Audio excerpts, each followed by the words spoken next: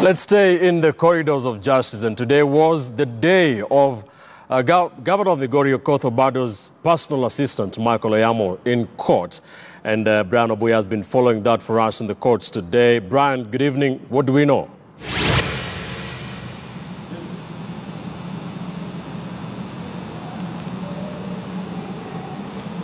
Brian, if you can hear me, if you can just tell us, bring us up to speed with the case of the PA to the Migori Governor Okoth Obado, Michael Oyamo, who we understand appeared before the judge today. What happened today?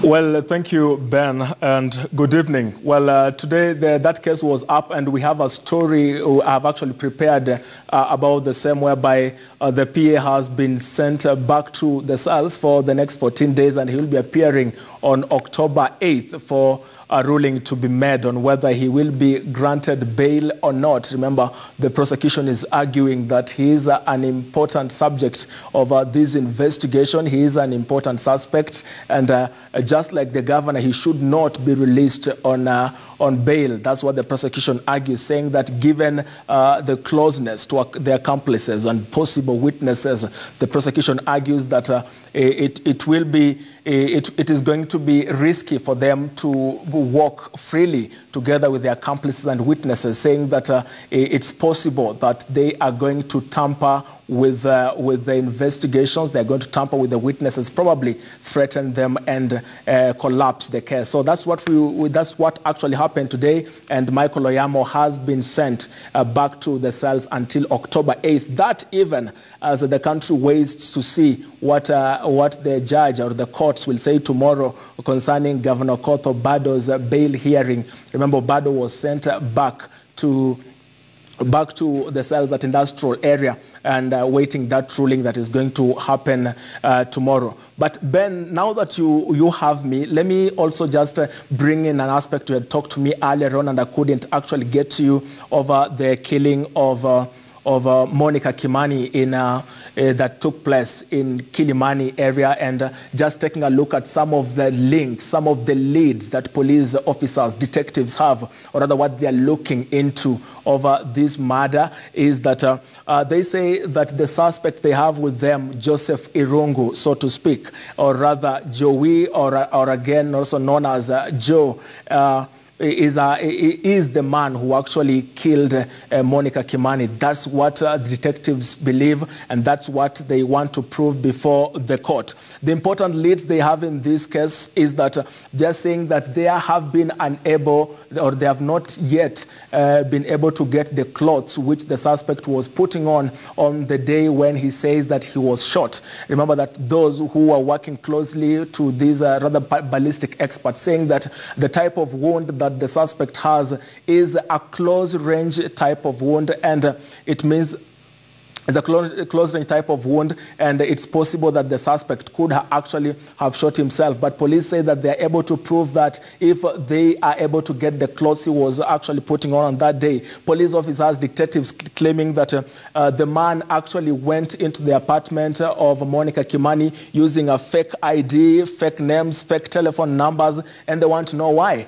Remember that this is a man who works for a security firm away in Dubai. We have information that it's possible that he was given some tender to provide security during the inauguration of President Uhuru Kenyatta at Kasarani. And these are some of the details that police are looking into, given that they say that even putting the body of Monica Kimani in water is a professional act used by people who want to make a narrative that this as well could be suicide. It is a professional way of committing suicide, whereby very little pain is felt as victims continue to bleed. So these are some of the things they are looking into, looking at the narrative. They have since ordered for the CCTV footage from one of the clubs where a fiancé was picked on that particular day, to just corroborate some of the missing links, which they say are widened in this particular story. So Ben, that is the much we can say as that now, given the amount of time we have.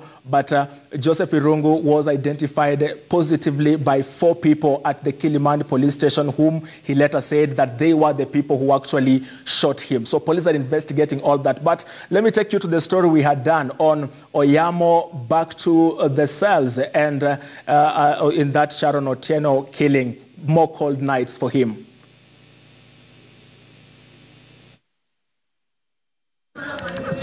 At the late Monica Kimani's parents' home in Thika town, relatives and friends converse in low tones. This tent standing ominously in the open grounds outside. There is no happiness here. This dirge confirms it. The father, Reverend Paul Garama, agrees to talk to us. Nina uchungu kwa sababu hakika mtoto wetu aliuawa, sio ugonjwa, na kweli ni jambo ambalo limetupitisha katika hali ngumu sana. Monica was the firstborn and only daughter. She leaves behind 2 brothers.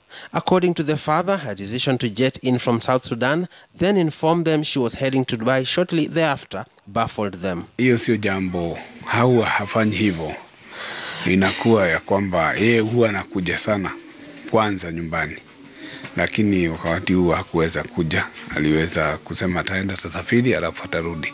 The subsequent news of her murder, investigations and arrest of a suspect just does not sink in. The family is gutted. Aliyemuua Monica, waona ya kwamba unyama umekuwa mwingi, watu wamekosa utu. Whatever happened was not meant to happen. It should not have happened, and it should not even happen to anyone. Early Wednesday, Joseph Irungu, whom police pounced on as the first suspect Tuesday morning, was at the Kiambu law courts. The prosecution sought to detain him for 14 days to assist in investigations. We also need samples from him, DNA samples which we will wish to subject to for further investigations in relation to exhibits that will be recovered from the scene. His defense said no. He needed 4 days to nurse what is alleged to be a gunshot wound. So they just want the court to believe there is an evidence somewhere or there is a witness somewhere to be interfered with. At least they would have named here, there. The 3 of you have said this is a straightforward application. This is just a practice with the court that he needs to do that. You sum up. If you feel that you need to cross-examine, so be it, you're at liberty, because then he has taken oath. After a back and forth that lasted an entire day, Kiambu Senior Principal Magistrate Stella Tambo directed that he remain in police custody at Muthaiga Police Station for 10 days pending investigations. Irungu has been allowed to seek medical attention, the cost of which will be met by the family.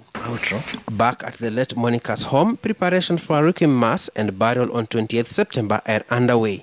For now, the cry of the family is justice, justice, justice. Mark Namaswa, KTN News, Landless Area, Thika Town.